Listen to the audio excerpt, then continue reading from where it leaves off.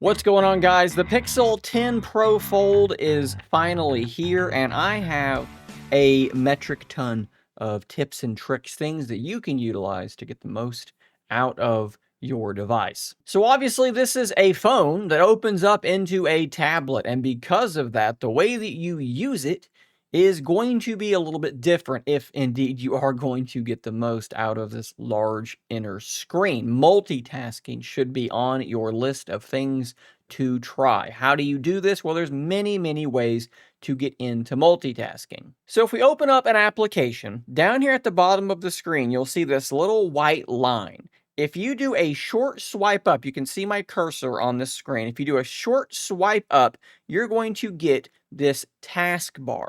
Now from here, it is very easy to simply grab an application, long press on it, and drag it into place either on the left hand or right hand side, and that is going to then fire up a second application. Now, if that little short swipe up thing is hard for you to do, maybe you keep accidentally doing a full swipe up to go home, or maybe you're swiping up too far and holding and you're going into recents by mistake, this little line on the side of the taskbar, if you long press on this, you can toggle on always show taskbar, and now it'll just be down there. Anytime you're in an application, it's just going to appear at the bottom of the screen, and that might make this a little bit easier for you. Maybe you're using like a Samsung device and that's how you had it back then. This might just be an easier transition for you.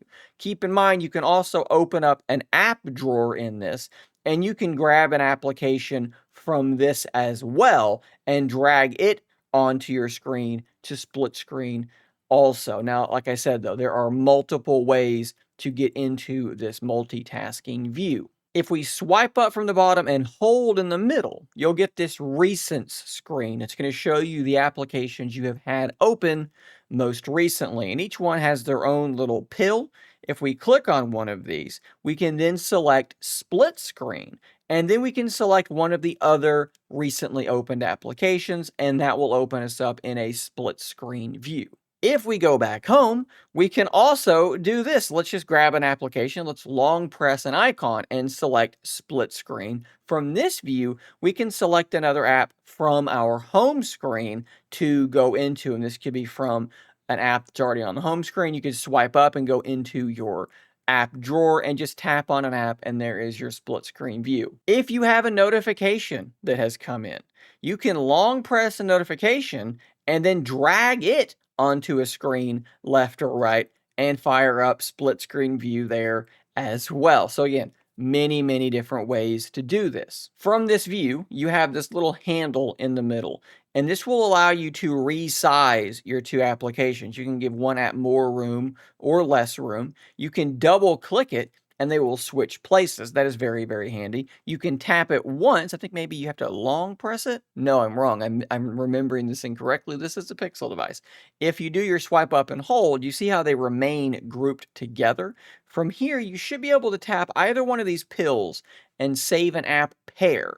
This will create a little link on your home screen that when you click it, it launches both of those apps exactly as you have them there. If you resize an app all the way over to about here, you get something that's called the 90-10 split. So this app, you would look at this and think, well, this app has all of the screen. This has 10% of the screen. This is completely useless. Well, if you tap this app, it's going to slide into place, and you can just sort of jump back and forth between essentially two full screen apps. Here's something that a lot of people don't know that you can do when you're in split screening, whether it's text or even images. Many applications will allow you to drag and drop. Here we are in Google Photos, and this is a section of the Discord server for this channel. Let's long press on this photo, and we can long press it again, and then drag it over and just send that photo off. This works with text as well. Maybe you're doing like a two-factor authentication type thing, and you've got your code in an email and the website on the other screen. Long press it, drag it over, and fill in that form. Something you may have noticed is that on my taskbar, I am utilizing folders, and there's a reason for this. These are the applications I use most frequently.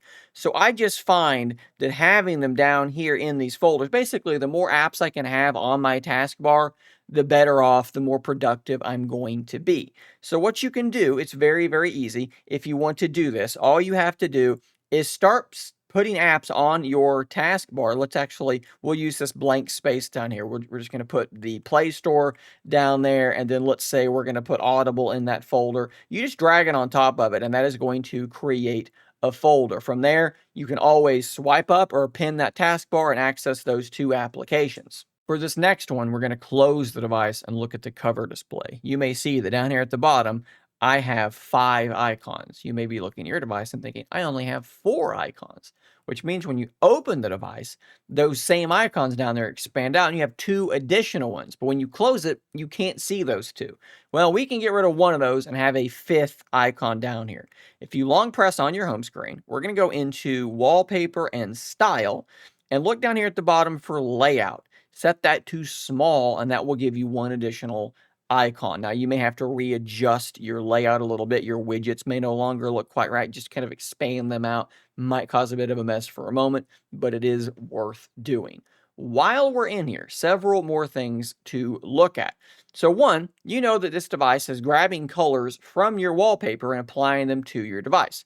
But you can also click on colors and sort of choose different colors from that wallpaper, different suggestions to make your device look a little bit different. Also, you can select other colors and just pick whatever color you want. Maybe you think that a pink accent color would look really cool on this wallpaper. You are absolutely free to do that. Now, while it probably won't theme all of your icons, you can click on icons and then do themed icons, and it's going to grab that same color and apply it to your icons. With an update that should be coming in the next couple of months, this will now theme everything, but for now, it's going to probably be like mine where it's going to theme most, but not all. So for me, I'm going to leave that turned off. Here's a really cool one though. Let's go over to our lock screen and let's tap on that. And you can see there are a lot of different effects that you can apply. Let's actually open the device back up for a larger view of this. So you can see how I have this image that's got this little shape around it and it's kind of coming off of that image.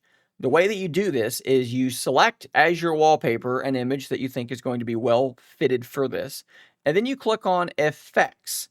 And you can see that it's going to automatically pop something out of your image. And you can actually then go and change between these different shapes. You can see here what the wallpaper actually looks like without the shape. Let's put the shape back on. You can choose between some different colors for the outside. You can also sort of change the brightness of that color that it's choosing. You can also, instead of using a shape like this, you can choose weather effects.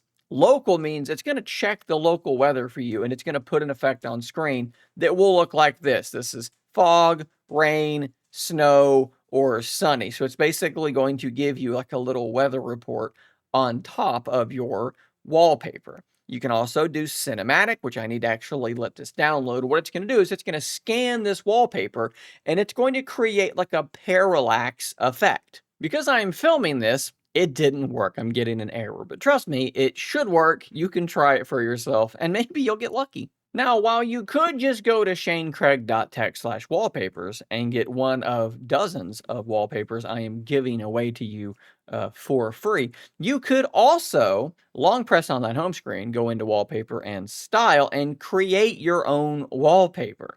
Click on this little Wallpapers button, and you're looking for AI wallpaper. I think that this is like cooler than many people may realize. So you're going to pick a category. We'll just do soft focus. And then you're going to fill in these words. A soft focus photo of, it has butterflies. We're going to do leaves.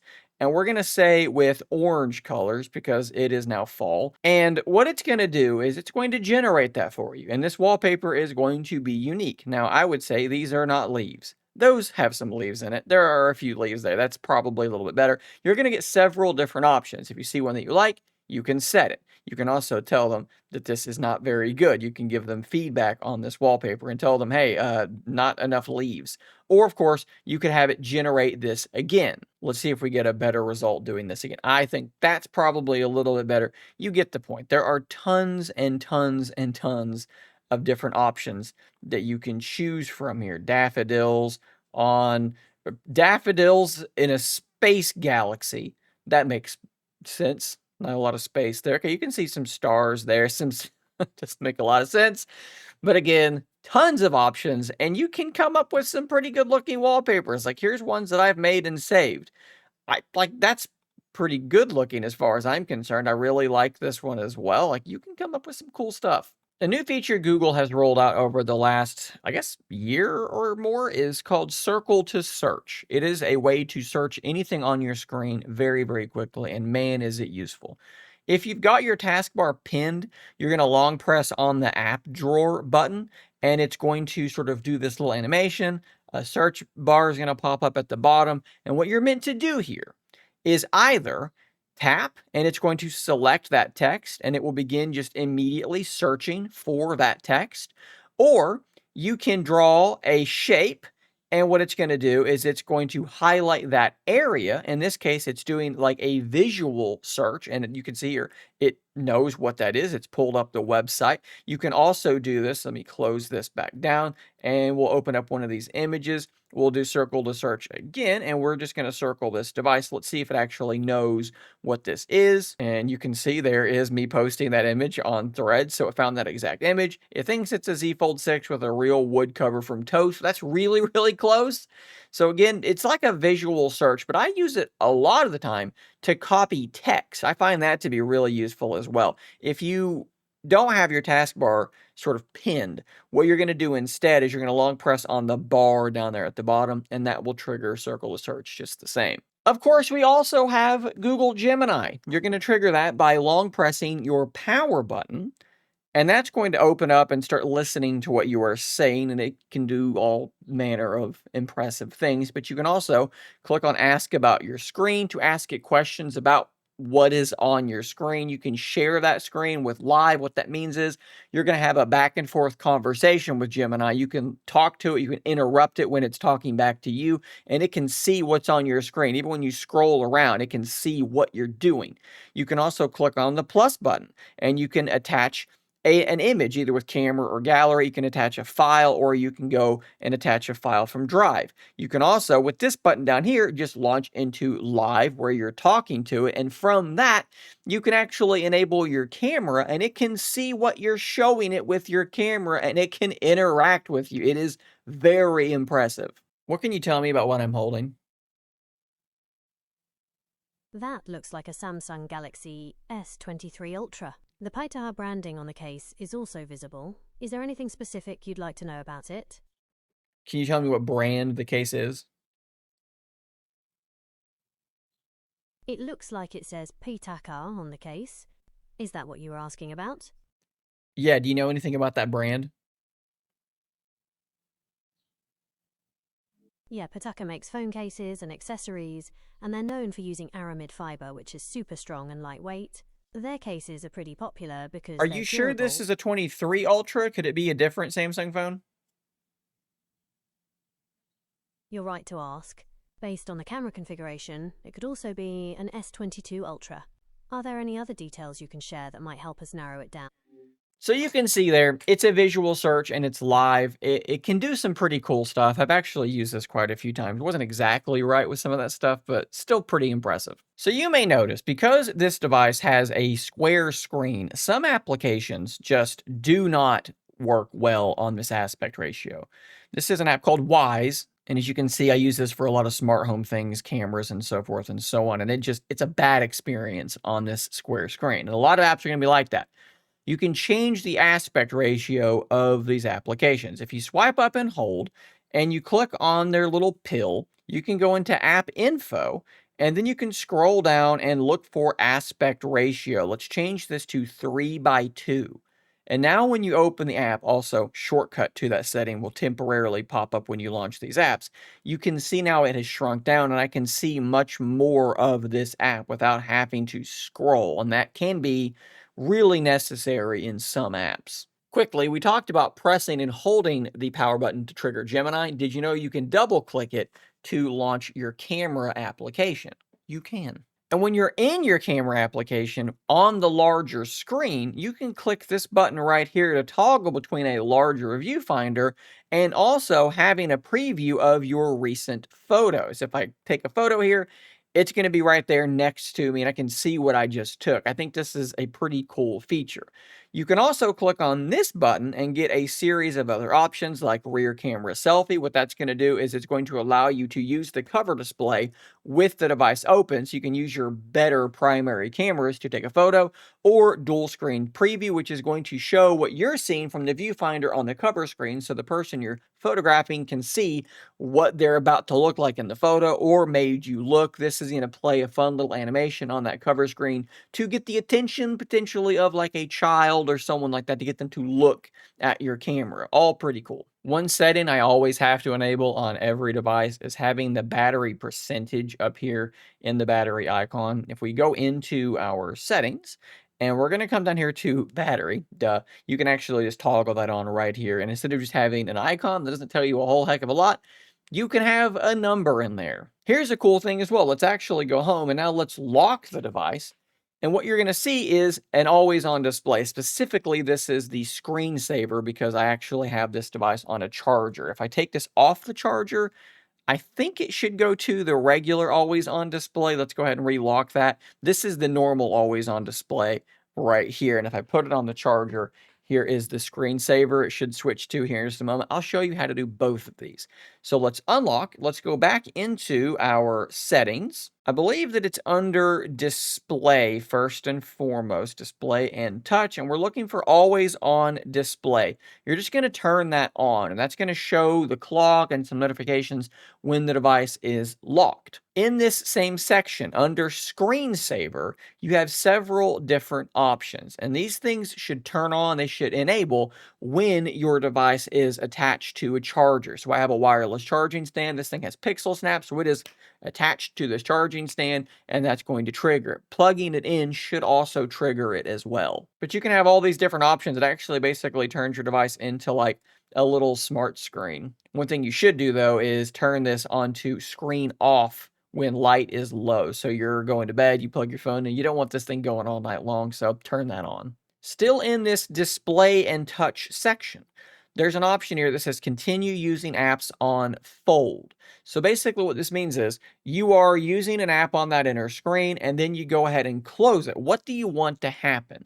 Do you want that app to always continue on that outer screen? Do you want the option to swipe up to continue, or do you want it to just lock the device? I think swipe up to continue is a really nice option because what it does is it gives you the ability to close it and just put it in your pocket and not worry about it, or close it and swipe up quickly and continue what you were doing. That to me is a nice balance. Did you know that you can have auto rotate set to different things depending on what screen you're talking about?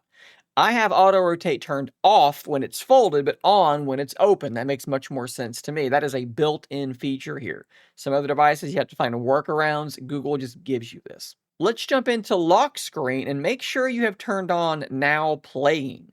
That's going to just sit there and listen. And whenever it hears a song being played, it's going to identify. It's going to put at the bottom of your lock screen or your always on display, and you can tap it and open up YouTube Music and go find that song. While you're typing with Gboard, click on that settings gear, go down to voice typing, and make sure that faster voice typing and advanced features are both turned on. I turn add punctuation off because I tend to have weird pauses when I talk and it will try to punctuate and it does not work very, very well at all. But this advanced voice typing is absolutely fantastic. You click the little microphone over here, and then from there, I can just talk quite naturally, period. As I say things, it's going to type it for me very, very quickly. And I can also use a whole host of voice commands to modify what I'm saying, period. Rephrase this. You can see it's popped up and it's giving me all these different ways that I could rephrase this. And I could actually say, make it professional, make it friendly, emojify, and it would do all of that automatically. But there's more than just that. I can say, delete, delete, clear, clear. So you can just be talking to your phone and use a whole bunch of different commands. Let me actually show you what they are right here. All of these different commands that are going to just allow you to type completely hands-free or to even rewrite things with AI. I think this is such a cool feature. And then, of course, there is this little proofread button that's going to do that automatically. So if I type out a sentence that's maybe not punctuated well, or if it's just not a very good sentence at all, I can just click that button and it's going to scan it and proofread is the first option. And then I can just use this and there you go. It's all fixed up for me. Love that feature. Inside your phone application, tons of settings to turn on. Caller ID and spam, turn that on. Spam is so annoying. Scam detection, turn that on. That's also going to help you out. Hold for me, turn that on. When on hold, tap hold for me and call assist waits for you. Your phone lets you know when someone is ready to talk. That is amazing. Direct my call, same thing. Navigate around automated phone menus with live transcriptions and options. So it's going to listen to those live options, where it's like press 1 if you speak English or whatever it might be. It's going to say that stuff on screen and just give you the option to, oh, I speak English. There it is. You don't have to press 1. You press the option. That is also a really, really cool feature. And then, of course, call screening. Make sure that's turned on. You can actually have maximum protection. It's going to automatically, if it's like, hey, pretty sure this is a scam or a spam phone number, it's going to automatically screen that for you. And you're just never going to know that you're getting any of those spam calls. Respond with AI replies. Call Assist suggests new AI-powered replies based on the caller's call screen responses. Turn that on. This stuff is all so, so good. If we go down here in settings to security and privacy, and then device unlock, did you know that the face unlock on this device is secure enough to actually authenticate into banking applications? Under face, you can add your face to this, and I use this all the time. I fire up my banking application, it wants a fingerprint, it sees my face, it unlocks and lets me straight in. Now, there is an option in here. This says require eyes to be open. I wear sunglasses when I'm outside and that blocks it. It keeps it from working. I turn this off. That does make it slightly less secure, but it is at least a little bit easier for me to use. And I'm not super worried about it either. Under fingerprint, let's go back into this. Turn on the setting touch to unlock anytime. Otherwise, you're going to have to click the power button and then sort of tap it to do your fingerprint. This way, the fingerprint is just always there. You just have to lightly touch it and you're in. And now, last but not least, we're going to look at a few things inside Google Photos. Let's click on the edit button. And it's a whole new Google Photos app. I can link to a video down below that I kind of explain this new app layout, but there's a lot of really cool things, and some of them are kind of hidden away. First off, you have this AI Enhance button, and it's going to potentially apply all sorts of different changes to your photo. It may reframe it, it may kind of tweak the colors, it may do all sorts of things that it thinks are going to make this photo better. In this instance, it just sort of reframed it a little bit. Your mileage may vary when it comes to that. But you also do have this option here, which is auto framing. If you click on this, I love this feature because more often than not, it's going to give you multiple different framings of the photo, but one of them will be out painting. What that means is you're zooming the photo out. As you can see here, this stuff was not in this photo, and now it is. It did make it look a bit like I'm wearing a mitten rather than a glove, but still, you get the general idea. This can be extremely helpful. I think this photo will be a better example for this. So let's click on Tools, and let's go into Zoom Enhance. It's going to kind of scan it here for a second, and then after that, what you're going to be able to do is pinch to zoom in. We're going to zoom in on Jet back here, and we're going to do crop and enhance. So what this is going to do is it's going to try to clean up this photo and just make your after the fact zoomed in photo look a little bit better than it would have had you just simply cropped in. So let's kind of look at this, and I think I can do the press, and you can see here it's brightened it up a little bit, it sharpened it up a little bit. This is another your mileage may vary situation, but I have found in certain scenarios this has been quite useful. Of course, you also have Magic Editor. And not only can you circle a spot in this and then either have it erase it or type something that you want to be put there, with Pixel 10s, you can do Help Me Edit. So let's do this. I'm going to click on this. I'm going to say what I want, and it's going to do it for me automatically. Add some flowers to the foreground of the photo.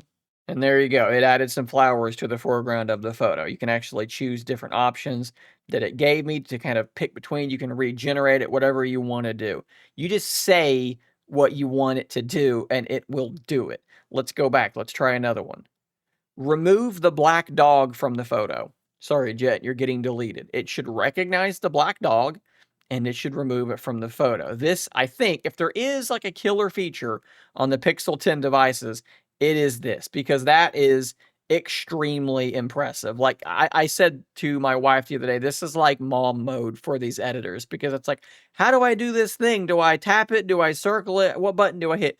Mom, just click this button down here and just tell it what you want, and it's going to do it for you. And keep in mind, it's not just about erasing, generating, replacing. You can do other things with this as well. Like you could say, make these colors 50% more vibrant. I really want it to pop. And it's going to be totally capable of doing that as well. It's not just about generating and erasing. It can do tons of things. It can do whatever you want it to do. Look at the difference that made. Of course, we still have Jet being erased, but you can see what I mean. This turned it into a Samsung photo circa whatever, like S7 Edge or something like that. The colors are out of their mind now. Whatever you want to do to your photo, you can just say it and it's going to do it. So guys, there we go. We are well over 20 minutes worth of tips and tricks for the Pixel 10 Pro Fold. Let me know anything that I maybe should have included, something that's like, wow, this is my favorite tip for the Pixel 10 Pro Fold. Why didn't you include it? Drop it in a comment down below. Thanks for watching. Subscribe for more content like this, and until next time, stay nerdy, my friends.